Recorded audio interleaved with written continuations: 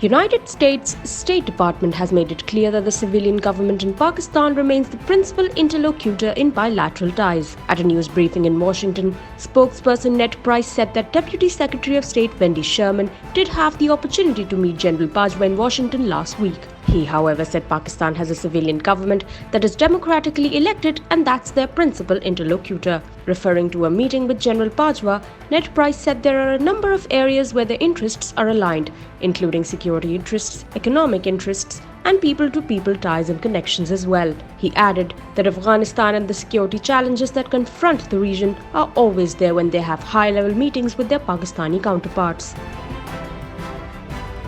Federal government has approved funds amounting to Rs 410 million to deal with the expected long march of Pakistan Tehreek-e-Insaf towards the capital. The federal cabinet in its meeting vowed that they would not allow anyone to make the state hostage at the hands of a political party, a force or an armed group. The Interior Ministry has also asked the Chief Secretaries of provinces, Gilgit-Baltistan and Azad Jammu and Kashmir to ensure that no government official participates or becomes part of the PTI long march to the capital.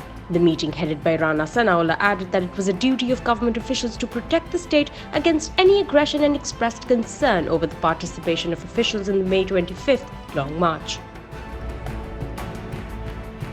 The International Monetary Fund has further lowered its global economic growth forecast to below 2% amid stubborn higher inflation, with a warning that the worst was yet to come. In its World Economic Outlook 2023, countering the cost of living crisis, the global lender said its forecasts project global growth to slow from 6% in 2021 to 3.2% in 2022 and go further down to 2.7% in 2023, 0.2% percentage points lower than the July forecast, with a 25% probability that it could fall below 2%. It said more than a third of the global economy will contract this year or next. Moreover, the fund projected Pakistan's GDP growth rate at 3.5% and inflation at around 20%, with a disclaimer.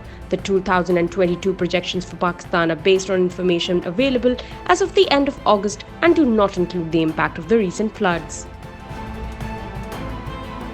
President Joe Biden has pledged that there will be consequences for United States relations with Saudi Arabia after OPEC Plus announced last week that it would cut oil production over US objections. Biden, in an interview with CNN's Jake Tapper, said he would not discuss what options he was considering. White House Press Secretary Karine Jean-Pierre has said a police review would be conducted, but gave no timeline for action or information on who would lead the re-evaluation. Last week, OPEC and its Russia-led allies agreed on a major cut in oil production, reducing 2 million barrels per day from November at a meeting in Vienna.